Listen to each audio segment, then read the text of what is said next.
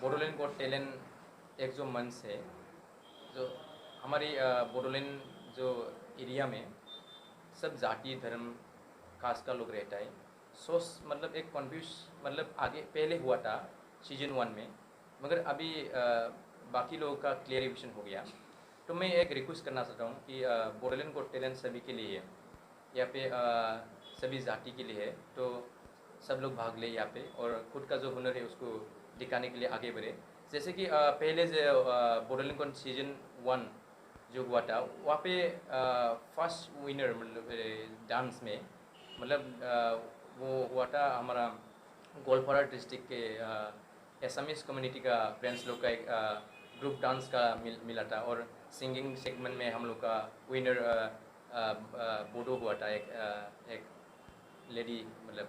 तो और सेकंड जो मिला था वो सुमन ढकाल हमारा ये गोसेगांव था। और विनर हमारा ये सिंगिंग सेगमेंट में रमी था। और गोलपारा का जो बोला मैं अभी वो राइसिंग डांस एकेडमी था। तो भूल मतलब हम लोग के बीच में वो ना हो। तो मैं सभी को एक बार क्लियरिफिकेशन करना चाहता हूँ कि ये सब के लिए मन से बोडो क्रिश्चियन जो भी हो या धर्म के हिंदू हो या एसामीज हो, सांताली हो, नेपाली हो, सब कम्युनिटी के लिए मंच बनाया गया है।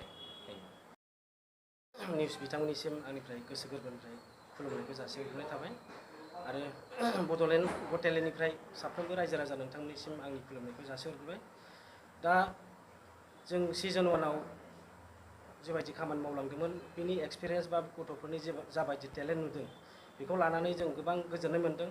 बेनिखायनो जों बे बड'लेण्ड गट टेलेन्टआ जिहेथु जालांबाय थाथों नोंथांमोननि रायजोफोरनि मदद आरो सुबिदा होनायाव। दा बे बड'लेण्ड गट टेलेन्टनि नाजानायाव गोबां गथ'फोरखौ जों नुनो मोन्दों जाय गथ'फ्रा गावबा गाव टेलेन्टखौ नैबे बड'लेण्ड गट टेलेन्टनि थ्रुयै गोबां जों जायखौ सानस'नो हाया, जों जायखौ नुफेराखै बेखौ बिथांमोना खोन्थालांदों। दा बेनि थाखाय जों गोबां गोजोननाय मोन्दों। बेनिखायनो जों नैबे सेसन 2 बेखौ जों गोबां माने गोसो होनानै बा जानजि खाफ्रानानै बेखौ जों खुंनो थाखाय आखायाव लादों। नि गेजेरजों नाथाय जोङो नेशनेल लेभेलाव जों बिथांमोनखौ लांनो थाखाय जोङो साखाफारा खालामदों।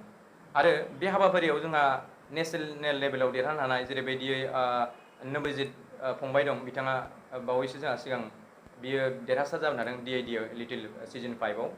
आरो जेरैबायदि जोंहा निकिता दं, बेहा जाबाय सिंगिं सेक्सनाव जाहैबाय। आरो जोंहा डान्सिं सेक्सनाव दंबावो जेरैबाय मासुम बिनानाव। दा बिथांमोनाबो बे हाबाफारियाव फैगोन, ग्रेन्ड फाइनालाव फैगोन। आरो माखासे गोबां जोंनि बर'नि गेजेराव हारिमुआव गोबां आवगायनाय दं, बिथांमोना बे हाबाफारियाव बाहागो लागोन। आरो बेनि गेजेरजों जों बे हाबाफारिखौ जोंनि गेजेराव साबसिनै खुंफुंनाय जागोन। आरो नोंथांमोनहा JNM NM नार्सिं फरायनो गोसो दं नामा? जुदि गोसो दंबोला थाबैनो क'क्राझार SAM कलेजाव मुं थिसनदो। बे फरायसालियाव 2 निफ्राय 3 बोसोर नार्सिं फरायनायनि मोजां खाबु दं। जुदि गोसो दंब्ला थाबैनो 9854550697 एबा 9854300175 नाम्बाराव फोनांजाब खालामदो।